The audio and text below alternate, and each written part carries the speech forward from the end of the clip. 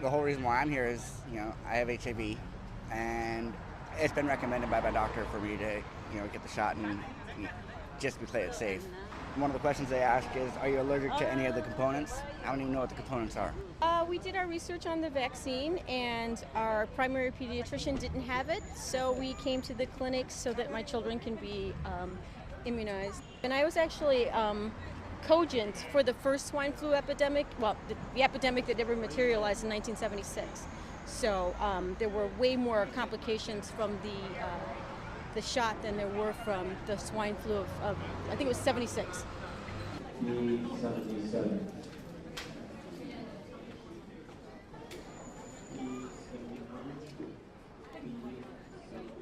We have a waiting area where after people receive a shot, after they're vaccinated, they have to wait 10 minutes. We ask them to wait 10 minutes in that area just to make sure that there's no immediate reactions to it. The line that we see today is not the line we normally see for our clinic because we only serve the uninsured.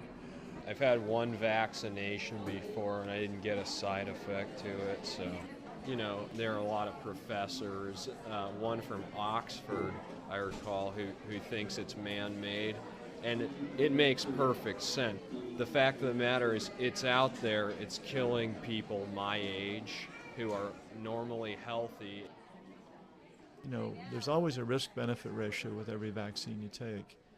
We're told to be comfortable with this vaccine and that it's a better thing to be doing than really facing the H1N1 virus. The primary study on the vaccine was done on a very tiny model of only 240 adults, and the authors made very reassuring statements about some of the symptoms and possible diseases that could happen, but to do it on such a small, little, tiny scale is really inappropriate for something that's now being, in effect, test marketed in our whole culture.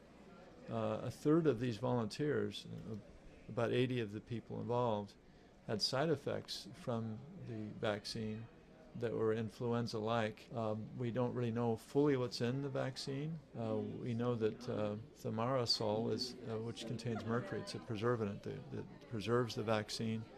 We know it contains a fairly sizable amount of mercury, a dose that was, in the state of California, illegal for a child beneath the age of 3 to have in a vaccine. Those state regulations are being waived because we're told this particular virus is quite virile, quite strong, and so young babies are now being given the vaccine as well, which is a cause for concern if you're a parent, I'm sure.